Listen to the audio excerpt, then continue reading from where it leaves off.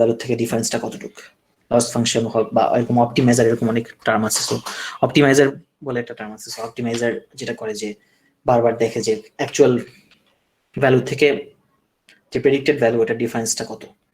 So এখান থেকে আমাদের লসটা কত হয় বা এরকম ক্যালকুলেট হয়। সো যেটা হচ্ছে যে ওখানে বেসিক্যালি মেশিন লার্নিং যেটা করে ওই যেমন পাই আর স্কোয়ার বা ওই রকের এক্সাম্পলটা যেটা বলছিলাম, সো ওখানে আমরা যেহেতু ওই ফর্মুলা জানি না, সো ওই মডেলটা চেষ্টা করে একটা ফর্মুলা জেনারেট করার more or less to some extent, মানে যতটুকু অ্যাকুরেট করা যায় মডেলটা বারবার একই প্রসেসগুলো রিপিটেশন করে ওই ডেটা সেটটার শুরু থেকে শেষ পর্যন্ত বারবার আসা যাওয়া করে ব্যাক অ্যান্ড ফোর্থ। সো এরকম করে চেষ্টা করে যে একটা ফর্মুলা জেনারেট করার যেটা আমার টেস্ট ডেটাকে অ্যাকুরেটলি প্রেডিক্ট করতে পারবে। সো এই ফর্মুলাটা যখন মোটামুটি ক্লোজলি জেনারেট হয়, হয়তো মেবি 90% হতে পারে অ্যাকুরেসি, 50% হতে পারে। সো মোটামুটি কাছাকাছি পাওয়া যায় অনেক সময়। অনেক সময় আবার এক ফর্মুলাটা হয়তো মডেল পেয়ে যেতে পারে। সো এখানে আমাদের যেটা দেখতেছি আর্টিফিশিয়াল ইন্টেলিজেন্স সবচেয়ে মানে মেইন জিনিস, তো ওটার সাবসেট হলো মেশিন লার্নিং। মেশিন লার্নিং এর আবার সাবসেট হলো ডিপ লার্নিং, যেখানে কম্পিউটার ভিশন বা ইমেজ এটা দিয়ে নিয়ে আমরা কাজ করি। বেসিক্যালি ডিপ লার্নিং বলি, এনএলপি বলি, সবগুলাই মেশিন লার্নিং। আর ডেটা সায়েন্স হলো সবকিছুতেই আছে। সো এআই বলি, যেটাই বলি, সো ওখানে ডেটা সায়েন্স মাস্ট বি আছে। সো এই জন্য ডেটা সায়েন্স অনেক ইম্পর্টেন্ট, ডেটা প্রিপারেশন অনেক ইম্পর্টেন্ট। সো আমরা যদি আসি যে আর্টিফিশিয়াল ইন্টেলিজেন্স কি জিনিস, এটা নিয়ে কেউ কিছু বলতে চায়?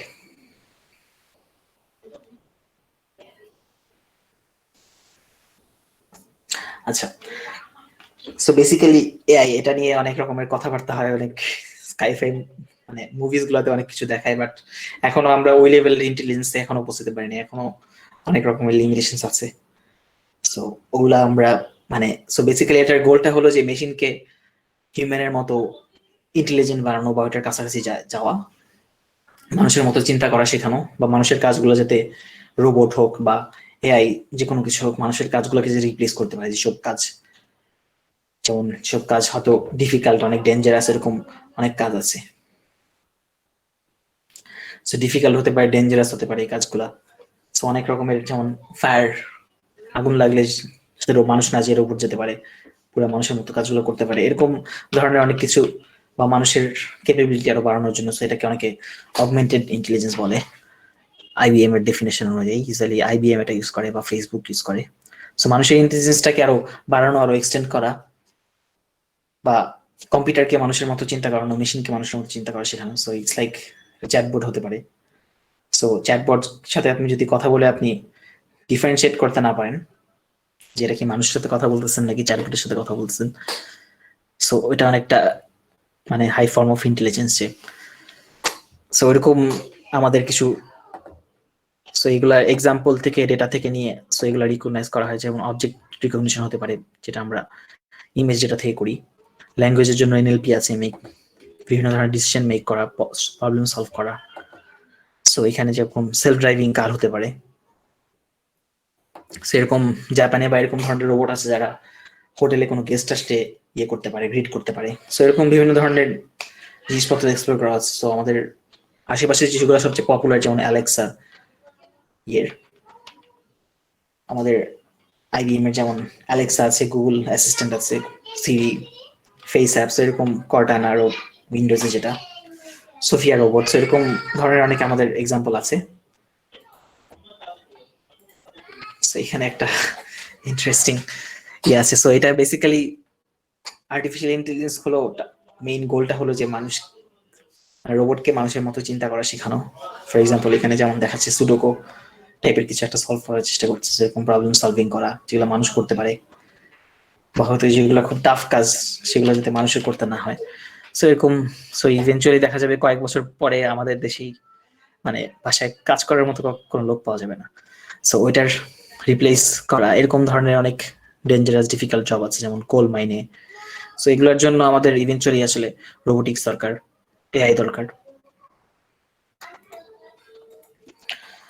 সো এখানে একটা স্ট্যাটিস্টিক্স এর মতো কাইন্ড অফ ছোটখাটো। সো এখানে আমাদের বলছে 2.5 quintillion bytes of data generate every day. So AI is the vehicle to use this data. So সবকিছুর মেইন হলো আমাদের ডেটা। ডেটা না থাকলে আমরা খুব বেশি আগানো টাফ। সো 2.5 কোয়ান্টিলিয়ন মানে কি, এটা আপনারা চিন্তা করে দেখেন, মিলিয়ন বিলিয়ন ট্রিলিয়ন পার হয়ে বাইটস অফ ডেটা প্রতিদিন আমরা জেনারেট হচ্ছে। সো এটাকে কিভাবে ইউজ করা যায় সবসময় সায়েন্টিস্টরা সো এটা নিয়ে চিন্তা করতেছে। আচ্ছা, সো এখানে মেশিন লার্নিং অ্যালগরিদমের মধ্যে মেইনলি বেসিক্যালি আমাদের কয়েকটা সাবসেকশন আছে। সো সবচেয়ে পপুলার যেটা সুপারভাইজ লার্নিং, তারপর আনসুপারভাইজড আছে, সেমি সুপারভাইজড আছে, আরেকটা ইম্পর্টেন্ট আছে সেটা হলো reinforcement learning. So supervise learning এ আমাদের linear regression, logistic regression, support vector machine, decision tree আছে, এইগুলা অনেক কমন। আনসুপারভাইজ লার্নিং এ কে মিনস ক্লাস্টারিং আছে, প্রিন্সিপাল কম্পোনেন্ট অ্যানালিসিস, সো ওগুলো তো, আর টিএসএনএ আছে। সো এরকম বিভিন্ন ধরনের টাইপ আছে, এক একটা ডেটা অনুযায়ী এক একটা কোনখানে কাজে লাগবে, সো ওটা আমাদের করে দেখতে হবে। আর একটা হলো ডিফারেন্ট টাইপ, সেটা হলো রিএনফোর্সমেন্ট লার্নিং, ওইটার একটু ডিফারেন্ট। সো ওখানে যেমন কিউ লার্নিং আছে, টেম্পোরাল ডিফারেন্স আছে, মন্টে কার্লো রিসার্চ। সো এখানে যদি আমি সুপারভাইজ লার্নিং এর কথা বলি, আমরা যে এক্সাম্পলটা দিচ্ছিলাম রকের, সো ওইটা ছিল বেসিক্যালি সুপারভাইজ লার্নিং এক্সাম্পল। কারণ আমরা ডেটার ট্রেনিং যেটাকে আমরা আমাদের যেটা প্রেডিক্ট করবো বা লেভেল যেটা, সেটাও আমরা দিচ্ছি, আবার ফিচারও দিয়ে দিচ্ছি। সো বেসিক্যালি ডেটা মানে মডেল কি, মেশিন লার্নিং মডেল বা অ্যালগরিদম সবকিছুই দেখতেছে, লেভেলও দেখতেছে, তারপরে যে স্টেজ ডেটার মধ্যে আমরা লেভেলটাকে সরাই দিচ্ছি, সরাই দিয়ে আমরা প্রেডিক্ট করতেছি, রাইট? সো ওখানে আমাদের সুপারভাইজ লার্নিং এ আমাদের এটাকে এই জন্য সুপারভাইজ বলতেছে, মানে আমরা একটা সুপার ভিশনে রাখতেছি, একটা টিচারের মতো। এখানে আমরা বলে দিচ্ছি যে এটার মধ্যে এটার নাম এটা, এটার জিনিস এটা, এটাই রক, এটার ভলিউম অত, সবকিছু সুপারভিশনে রেখে আমরা বলে দিচ্ছি। আর আনসুপারভাইজ লার্নিং এ কোনো সুপারভিশন থাকবে না। সো ওইখানে যেটা হচ্ছে যে সুপারভাইজ লার্নিং এ আমরা যেরকম এক্স এর ভ্যালু দিয়ে দিচ্ছি আর ওয়াইটাকে প্রেডিক্ট করতেছে। সো আনসুপারভাইজ লার্নিং এ যেটা হয় যে আমরা শুধুমাত্র এক্স এর ভ্যালু দিয়ে দিব, বা লেন্থ ব্রেথ হাইটের ভ্যালু দিয়ে দিচ্ছি, কিন্তু আমরা ভলিউম দিয়ে দিব না। সো ওখানে বিভিন্ন প্যাটার্ন জেনারেট করে বা ক্লাস্টারিং করে এরকম প্রিন্সিপাল কম্পোনেন্ট অ্যানালাইসিস, সো ওগুলো ইউজ করে তখন বিভিন্ন ধরনের প্যাটার্ন জেনারেট করে ডেটাটাকে কি আছে বা প্রেডিক্ট করার চেষ্টা করে। আর রিএনফোর্সমেন্ট লার্নিং এ বেসিক্যালি কোনো আগে থেকে কোনো ডেটা থাকে না। সো যেটা হয় যে রোবট যদি হয়, সে বারবার ট্রায়াল এন্ড এরর করে শিখে, এবং বিভিন্ন টাইপের সেন্সর থাকতে পারে রোবটে, সো ওগুলা থেকে সে ডেটা কালেক্ট করে সে নিজে একটা ডেটা সেটের মতো কাইন্ড অফ বানায় নেয়। সো ওখানে যেটা হয় যে ডেটা সেট বানানোর পরে সে এখান থেকে বোঝার চেষ্টা করে, ট্রায়াল এন্ড এরর করে, যে কোন কাজটা করলে তার সবচেয়ে ভালো হবে, সবচেয়ে বেশি রিওয়ার্ড পাওয়া যাবে, সো ওই কাজটা সে করে।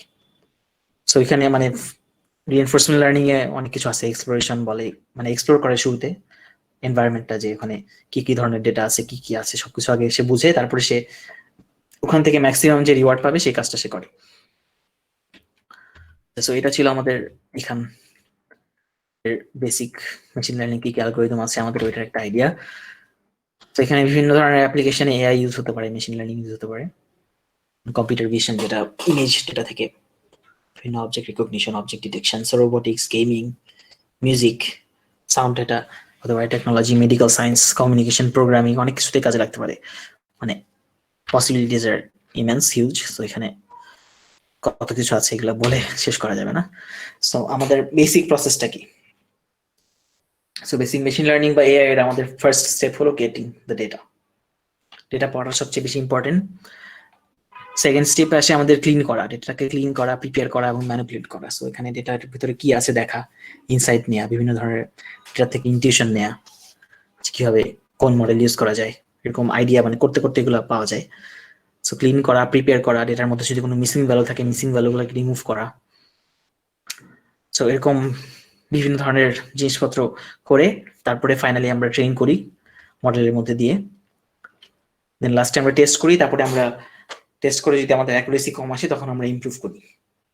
সো এটা একটা ইটারেটিভ প্রসেস বা একটা রিপিটেটিভ প্রসেস, যে বারবার আমরা এটাকে ট্রেন করে আবার দেখি, দরকার হলে যদি আমাদের ডেটা কম থাকে আমরা আবার ফিরে আসে আমরা আবার ডেটার স্যাম্পল বাড়াই। যত বেশি ডেটা থাকবে তত বেশি আমাদের মানে মডেলের জন্য সুবিধা হবে।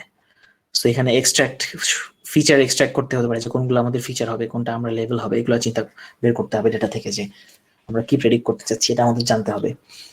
ট্রেন করতে হবে, মডেলটাকে এভালুয়েট করতে হবে, যেটা বলছিলাম যে ওই যে অপটিমাইজারের জিনিসগুলো যেটা বলছিলাম, যেখানে যখন রিয়েল ভ্যালু আর ভ্যালুর মধ্যে যখন প্রেডিক্টেড ভ্যালুর মধ্যে যখন লসটা ক্যালকুলেট করবে, সো ওগুলা করে এভালুয়েট করে বারবার ট্রেন করবে।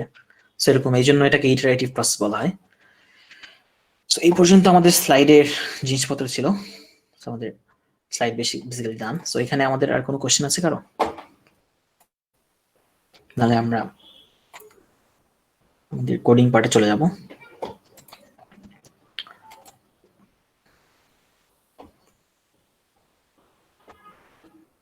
না ভাই, আমার মনে হয় আমরা কোডিং এ কন্টিনিউ করতে পারি। হ্যাঁ, আমি এখনই শেয়ার করছি।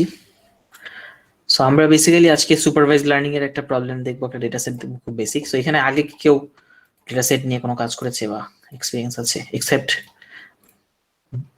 মঙ্গল তরি গাইস? আর কারো কোনো এক্সপিরিয়েন্স আছে বা কোনো ডেটা সেট নিয়ে কেউ কারো কাজ করা হয়েছে কেউ? এর আগে কয়েকটা ডেটা সেট নিয়ে কাজ করার এক্সপিরিয়েন্স আছে। যেরকম টাইটানিক দিয়ে শুরু করছিলাম ফার্স্টে, সবাই শুরু করে যেহেতু। এরপরে ব্রেস্ট ক্যান্সার আর হচ্ছে মানে ডিজিজ সম্পর্কে কয়েকটা ডেটা সেট নিয়ে কাজ করা হয়েছে। আচ্ছা, তাহলে তো আপনার ভালো আইডিয়া আছে মনে হয়। আপনার নামটা কি? বখতিয়ার মুহিব। আচ্ছা আচ্ছা, আপনি একটু আগে কথা বলছেন। জি জি। আচ্ছা হ্যাঁ, আমি জাস্ট কোডটা স্টার্ট করছি, একটু ঝামেলা হচ্ছে।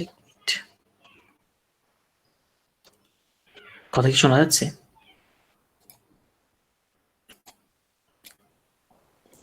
জি ভাই। আচ্ছা, আমার এখানে একটু প্রবলেম হচ্ছে, জাস্ট মিনিট।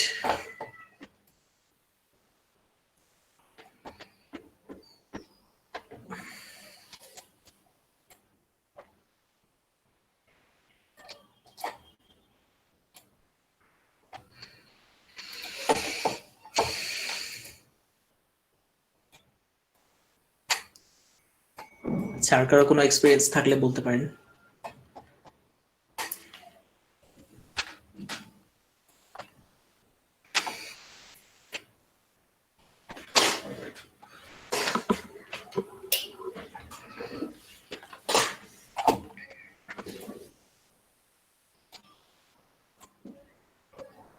আমি